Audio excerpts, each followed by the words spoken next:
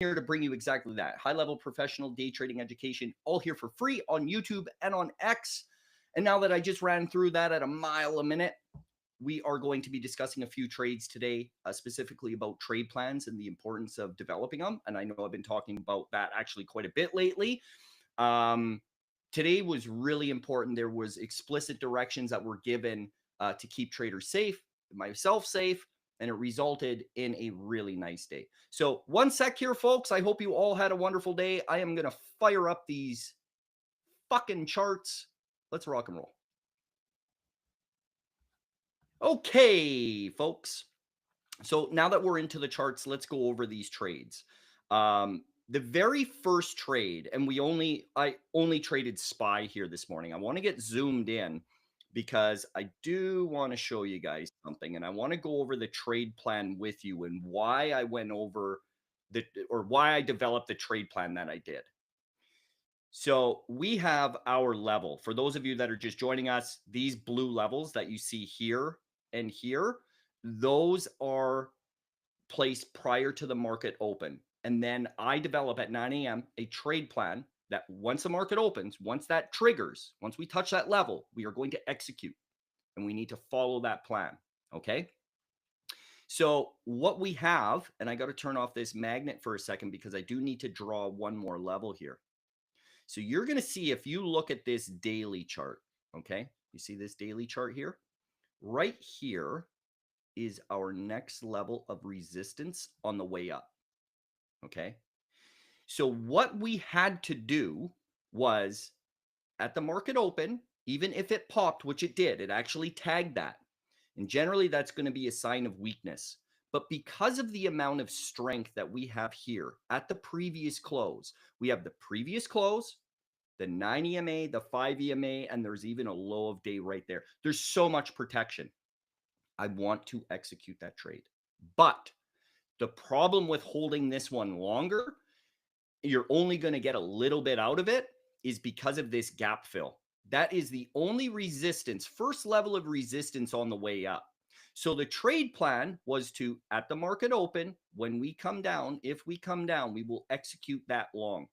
It'll be a single entry. We're not adding into confirmation. Now, that ended up being not a mistake, but we definitely could have. And I was about to call out to enter in a secondary opportunity on confirmation on that because I saw something on the charts, but it just, when it came down fairly fast. And then by the time I reacted and saw what I needed to see on the charts, it was too late and it already bounced a little bit and I won't chase. So execute that trade long. And then as it comes up, we need to be fully out by here. There were high odds of this testing and then failing.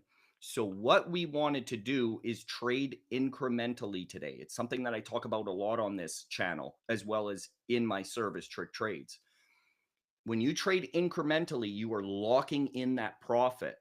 And a lot of people will tell themselves, well, if I lock in on that, what if it keeps coming up? I'm going to miss the opportunity.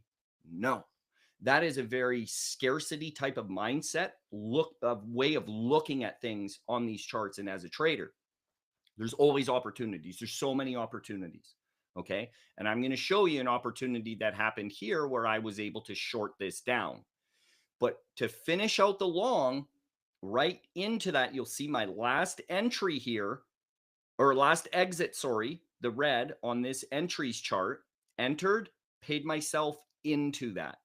The target on that was specific. It was 632.08. You needed to be fully out as it comes in to retest at 632.08. Now, some of you may be asking, well, how do you know it's going to go there? Because this is the only level of resistance, this yellow level, which is this gap fill on the daily, it's the only level of resistance. It has to test it. It will come into support and retest that resistance. And from there, there's a few different moves that it can make that I'm not going to go over. But that's what is going to happen with like 90% certainty.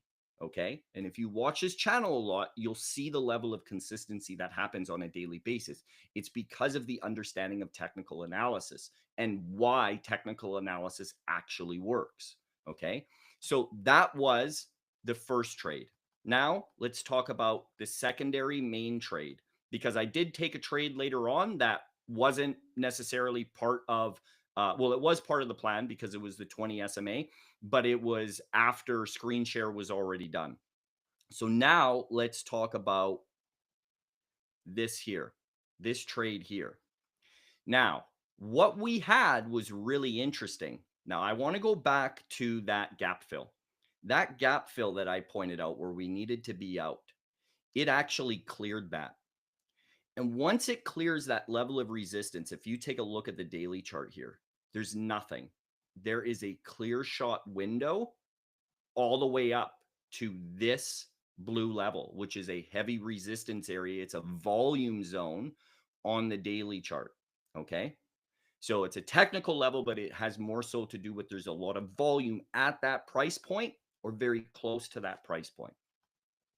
So if it cleared that gap fill, it's going up. So the trade plan then became we either wait for this up here for the short, or there is another short that we can actually get. So I want to draw this level one more time here. And what we're looking for is a direct slice through. It needs to break that. It needs to prove it doesn't want to hold because it tried holding here. It popped through, pulled back, held, and tried pushing and immediately failed. It rejected that level. I call it a disrespect for levels. Okay. So when we see that there is a clear disrespect for that level, meaning it doesn't want to hold at all, there's no buyers there, there's no volume holding that level up, that's a good sign because we want to go short on the retest of that level now. And that's what we did. As it disrespects that level, it pops back up to retest. Now, I said it could go higher and it could go here, but I was risking this. Very minimal risk on that for the beautiful reward of it retesting the previous close, which it did. So executed that short, single entry, and worked it into the target here. You'll see this candle, there was some major volatility here. Now, it looks like it's major volatility, but it isn't. It actually isn't. It's about a point, not even a full point. Yeah, one full point of a candle. So it's not that scary, but it seems like it's scary at the time. Mind you, I'm in short, and it was a very clear short, and it was a laid out short for all momentum members, which is my live trading members. Executed that short, worked it down into my target, paid myself. Why did I not hold? Why are you not seeing exits way up here on this entries chart? Because there's always another opportunity. And I said that if this comes down and pops back up, there is a potential. The reason why I didn't, and I do want to fill you guys in on that because I think it's the subtleties, like the devil's in the details when it comes to trading of what trades to take and what trades not to take. If you look at the daily chart, you're going to see there is the 9 EMA and 5 EMA right in this area. So what I needed to see on the chart was it wash out through all of those moving averages and then come up, start in there, add there, risk off of it. That didn't happen. Okay. So not going to take the trade. So that was essentially the morning and locked in. Now, the last trade that I took, and I mentioned it right before I logged off, and then I started watching it and I was like, yep, I'm going to take that. So the 20 SMA coming into, I want to point out something that I discuss on this channel all the time, and it's the relationship between distance and retracement. So if you look at highs, okay, high of day, there is no proper retracement. And what do I consider a proper retracement? A proper retracement from lows to retrace is about a 50% retracement, roughly. Doesn't have to be perfect, but that's what I consider a proper and healthy retracement. It didn't do that. In fact, it came basically, essentially from high of day all the way down into that 20 SMA. I am going to take that fucking trade. Absolutely. So took the trade, executed right there is where the 20 was at the time, and it bounced and I paid myself. Now you see that it slipped. I'm okay with that. This looks like a lot of distance. It isn't. It's well within risk.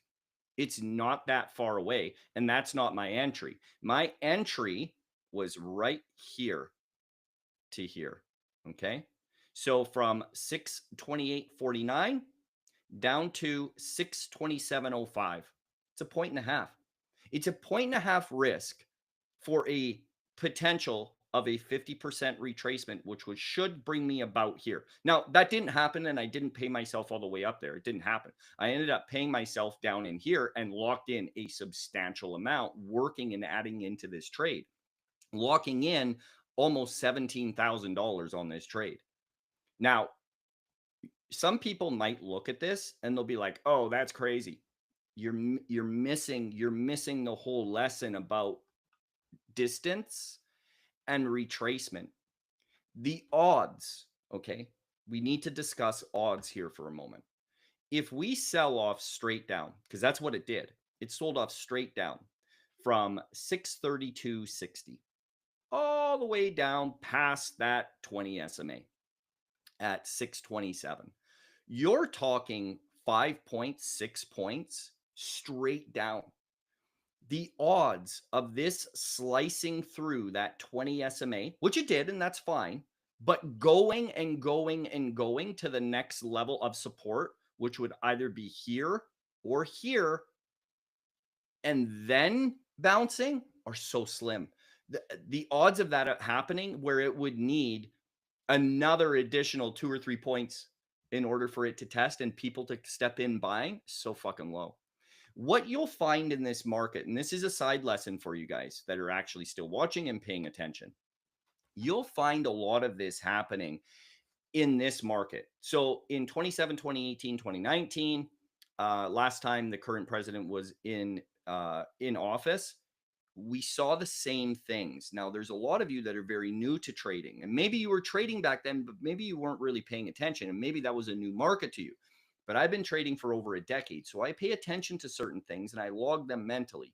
This market is trading tick for tick the exact same way. So, what happens in this market and what is going to continue to happen for the next 3.5 years? You're going to have levels not necessarily hold when you have that distance. What they're doing is they're trying to, institutions are taking advantage of that volatility and the fearful nature of traders in the market right now. And it will remain this way for the next 3.5 years. They're taking advantage of that. So what they do is they make it bounce that little bit off of that level, getting traders, specifically retail traders, to chase that. And then they wash it down that little bit and they'll take it just past a person's pain threshold. So generally speaking, it'll wash down an extra point, point and a quarter, somewhere in there, and then bounce. This one goes that little bit further. You hit your pain point, you exit, you freak out right here. You see how it bounced here and they wash that out just that last little bit? That's what they're doing. There's actually a lot of fucking volume here that they were able to scoop up. And that's what they do. They do this constantly, guys. You have to extend your risk profile a little bit. And you're not adding risk, you're extending your risk profile. As a day trader, you have to. That's how it is.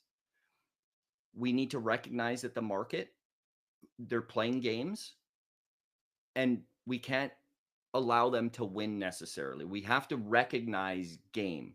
We have to recognize their game, right? And that's what's going on here. And you'll see this over and over and over again. It's not going to go down straight down all the way.